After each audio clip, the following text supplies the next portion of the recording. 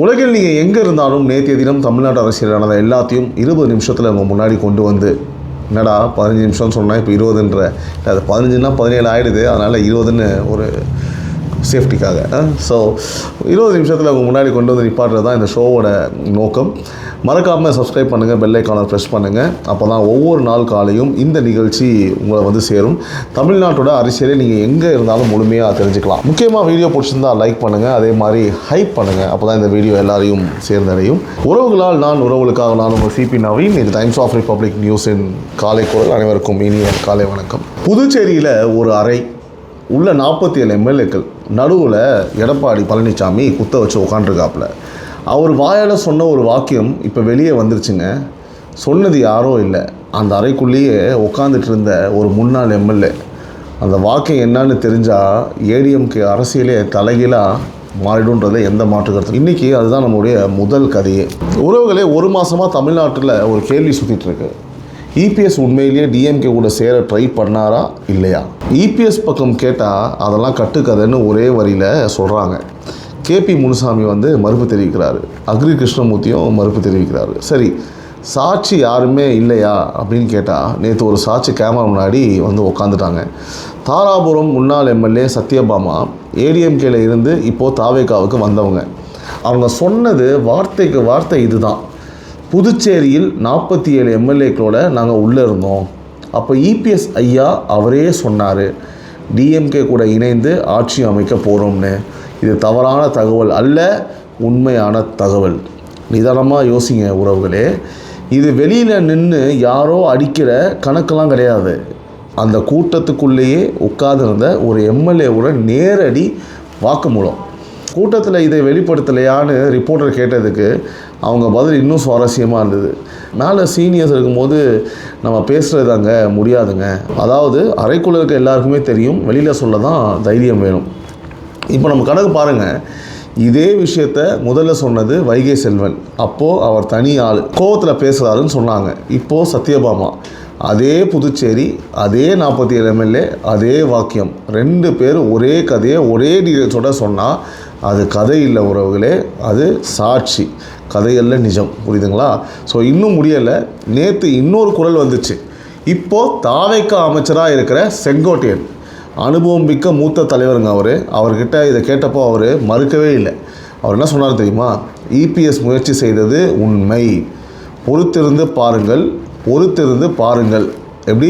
பொறுத்திருந்து பாருங்கள். ஓகேவா? ஒரு அமைச்சர் இந்த வார்த்தையை சும்மா போட மாட்டார். அவர் கையில் இன்னும் ஏதோ இருக்குன்னு அர்த்தம். ஆக மொத்தம் 3 பேர், வைகை செல்வன், சத்யபாமா, செங்கோட்டையன், 3 பேரும் 3 திசையில் இருந்து ஒரே கதையை சொல்கிறாங்க. அந்த பக்கம் இபிஎஸ் கேம்ப்லேருந்து வர ஒரே ஒரு வார்த்தை நோ அப்படின்ட்டாங்க. ஸோ ஆனால் யார் மேலேயும் ஒரு அவதூறு வழக்கு கூட போடலை. ஏன்? வழக்கு போட்டால் கோர்ட்டில் சாட்சி விசாரணைன்னு வரும். ஆனால் யார் மேலேயும் ஒரு அவதூறு வழக்கு கூட போடல. ஏன்னா வழக்கு போட்டால் கோர்ட்டில் வந்து சாட்சி விசாரணை வரும். ஸோ அதுதான் பயமா? அது வந்து மக்கள் தான் முடிவு பண்ணணும். ஸோ இதோட இன்னொரு வேடிக்கை என்னென்னா, மக்களால் தேர்ந்தெடுக்கப்பட்ட ஆட்சியை குதிரை பேரத்தால் கவிழ்க்க பார்க்குறாங்கன்னு ஆளுநர்கிட்ட மனு கொடுக்க வரிசையில் நிற்கிற கட்சிகளில் ஏடிஎம்கேவும் ஒன்று.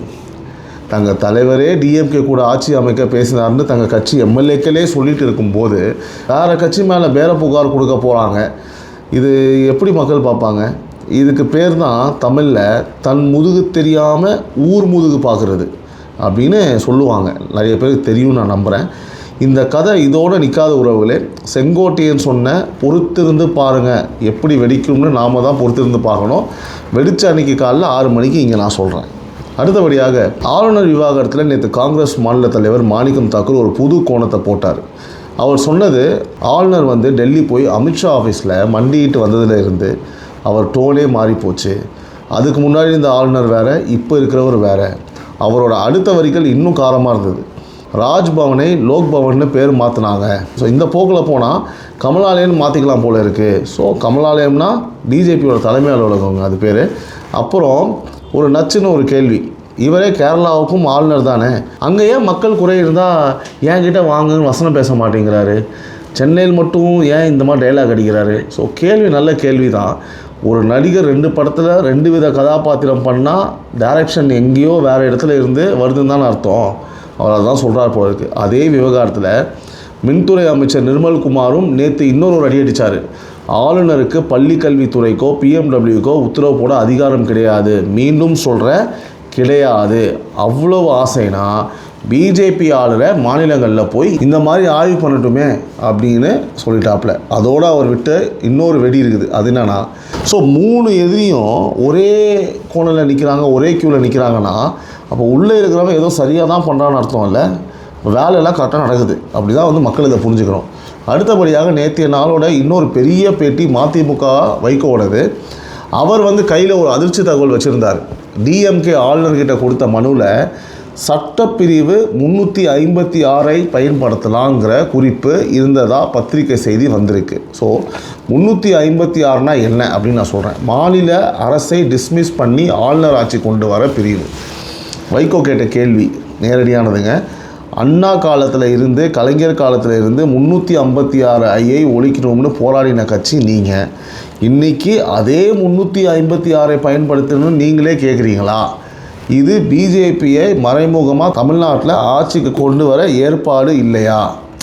ஸோ அவர் கேட்குறார். அதே மாதிரி திராவிட மாடல் பேசுகிற கட்சி, திராவிட இயக்கமே எதிர்த்து ஆயுதத்தை கையில் எடுத்தால் கொள்கை எங்கே போச்சு அப்படின்னு கேட்குறாப்புல. அதே பேட்டியில் வைகோ தாவேகா அரசுக்கு ஒரு சர்டிஃபிகேட்டும் கொடுத்தார். அவர் வார்த்தையிலேயே சொல்லிடுறேன், முன்னாடி 10 சதுரடி கட்டிடம் கட்டினா கூட கமிஷன், ஆயா வேலைக்கு கமிஷன், விஓ வேலைக்கு கமிஷன். இன்றைக்கி தொழிலதிபர்கள்லாம் சொல்கிறாங்க ஒரு சல்லி காசும் யாரும் கேட்கல அப்படின்னு. ஸோ ஊழலை வேரோடு கலைச்சிருக்காங்க. இதுதான் இந்த அரசோட இமாலய சாதனை. ஸோ ஒரு சல்லி காசு பார்த்துக்கோங்க சொன்ன வார்த்தை. இந்த 3 வார்த்தை போதும் உறவுகளே. ஒரு 60 நாள் கூட முழுமையாக ஆகாத ஒரு அரசுக்கு இதை விட வேறு என்ன வேணும்? இது நியாயம் தான் நான் கேட்குறது, மேனிபுலேஷன்லாம் கிடையாது. உங்களுக்கு தெரியும் என்ன உண்மைன்னு சொல்லிட்டு. அடுத்தபடியாக குதிரை பேரம்னு டிஎம்கே தினமும் பேசுது இல்லையா? ஸோ நேற்று 2 பேர் வந்து ஹிஸ்ட்ரி புத்தகத்தை எடுத்து அவங்க மேஜை மேலே வச்சாங்க. ஒருத்தர் அமைச்சர் செங்கோட்டையன், இன்னொருத்தர் வைகோ. 2 பேரும் சொன்னது ஒரே கதை தான். ஜெயலலிதா ஆட்சியில் இருந்தப்போ கம்பம் தொகுதியில் மதிமுக சின்னத்தில் ஜெயித்த எம்எல்ஏ ராமகிருஷ்ணன், அவரை டிஎம்கே என்ன பண்ணுச்சு? கட்சியில் இருந்தும் எம்எல்ஏ பதவியில் இருந்தும் ராஜினாமா செய்ய வச்சு தங்க கட்சி சின்னத்தில் அதே தொகுதியில் நிறுத்தி எம்எல்ஏ வந்து ஆக்குனாங்க. ஸோ இதை சொல்கிறது நான் கிடையாதுங்க, இதை சொல்கிறது பாதிக்கப்பட்ட கட்சியோட தலைவரே இது சொன்னார். அது என்ன பெருச்சாளி பேரமா? அப்போது குதிரை பேரத்தை தமிழ்நாட்டில் தொடங்கி வச்சதே நீங்கள் தான் வைகோ கேட்டார். ஸோ இப்போ டேட்டாவை பக்கத்தில் வைங்க. அன்னைக்கு டிஎம்கே எதிர்க்கட்சி எம்எல்ஏவை ராஜினாமா செய்ய வச்சு தங்களோட சின்னத்தில் நிறுத்தினாங்க. இன்றைக்கி அனிதா ராதாகிருஷ்ணனுக்கு நடக்கிறதா சொல்கிறாங்களே, அதே ஃபார்முலா தானே அது. அன்றைக்கி அவங்க பண்ணால் அது அரசியல் நகர்வு. இன்றைக்கி இப்போ அதே விஷயத்தை வந்து இவங்க பண்ணாங்கன்னா ஜனநாயக படுகொலையா? வரலாறுலாம் சிரிக்குது உறவுகளே. அந்த அனிதா ராதாகிருஷ்ணன் நேற்று ஜாமீன்லேருந்து வெளியே வந்து ஒரு வார்னிங் விட்டுருக்காங்க. காவல்துறையை வச்சு பயம்படுத்துறது இருபுறமும் கூர்மையான கத்தி, அது எந்த பக்கமும் வெட்டும், சீக்கிரமே தாவேகாவுக்கு தெரியும் அப்படின்னு. ஸோ அதுக்கு அமைச்சர் செங்கோட்டையன் பதில் சொல்கிறாப்புல, அவர் மாதிரி ஆளுங்க தாவேகாவுக்கு வர அவசியமே இல்லை, ஆட்சியை காப்பாற்ற யாரும் தேவையே இல்லை அப்படின்னு ஒரே வரியில் வந்து கதவை வந்து சாத்திட்டாப்புல.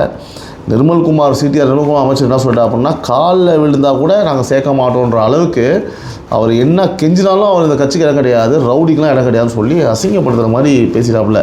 அசிங்கப்படுத்துறது தான், அவர் என்னத்தை பேசுகிறது அவருக்கெலாம். அந்த மாதிரி ஒரு ஆள் தான் அனிதா அவர்கள். ஸோ அடுத்தபடியாக பேரம் பேசினவங்க கதை என்ன ஆச்சுன்னு பார்த்தா, நேற்று 9வது கைது நடந்திருக்கு. தேர்தல் கணிப்பாளர் திருநாவுக்கரசு ஏற்கனவே உள்ளே இருக்கார். இப்போ அவரோட டிரைவர் கிருஷ்ணா வந்து கைது. டிரைவரை ஏன் கைது பண்ணுறாங்கன்னா, போலீஸ் சொல்கிறபடி இவர் தான் நிறைய பேரை நேரடியாக நாடி போய் பேரம் பேசின ஆள் அப்படின்னு சொல்கிறாங்க. ஒரு எம்எல்ஏவுக்கு 35 கோடி ரூபாய் ஆஃபர், அதாவது ஈசிஆர் நட்சத்திர ஹோட்டலில் திட்டமிட்ட சந்திப்புகள் நடந்திருக்கு. இதெல்லாம் ஏற்கனவே வழக்கில் இருக்குது. நாளை என்ன நடக்குதுன்னு வரப்போகிற நாட்களில் நான் சொல்கிறேன். அதுதான் இந்த வாரத்தோட பெரிய கேள்வி உறவுகளே.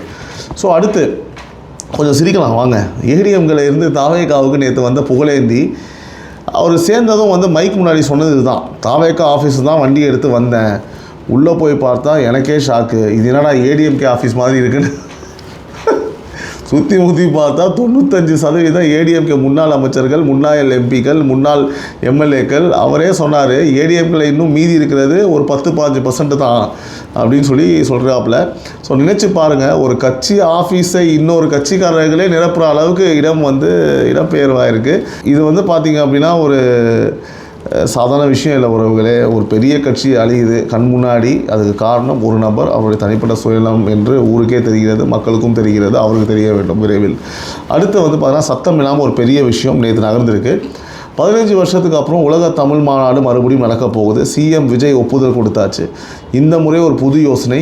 ஒரே ஊரில் இல்லாமல் அமெரிக்கா, இங்கிலாந்து பல நாடுகளில் பல கட்டமாக நடத்துகிற பிளான். அதுக்காகவே பள்ளி கல்வித்துறை அமைச்சர் ஜூலை 1 - 7 வரை அமெரிக்காவில் இருக்காப்புல. அங்கே தமிழ் அறிஞர்களையும் தமிழ் அமைப்புகளையும் சந்தித்து பேசியிருக்காங்க.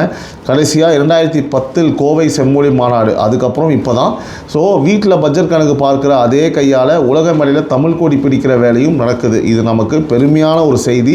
தமிழ் உலகம் முழுக்க பரவுறது நம்மளுக்கு ரொம்ப பெருமையான விஷயம் தானே உறவுகளே. அது இந்த ஆட்சியில் அதுவும் நடக்கிறது. நாங்கள் தான் தமிழை தூக்கி நிப்பாட்டணும், தமிழ்நாளே நாங்கள் தான், திமுகனா தமிழ்னா திமுக அப்படின்னு சொல்கிற மத்தியில் அப்படிலாம் கிடையாது. எந்த ஆட்சி வந்தாலும் உங்களை விட பல மடங்கு நல்லா செய்வாங்க அப்படின்றதுக்கான உதாரணம் தான் இது எல்லாமே. அடுத்தபடியாக தொடர்கதைக்கு வருவோம். ரொம்ப முக்கியம், இதுக்கு மாதிரி நடந்த செய்திக்கான அப்டேட்.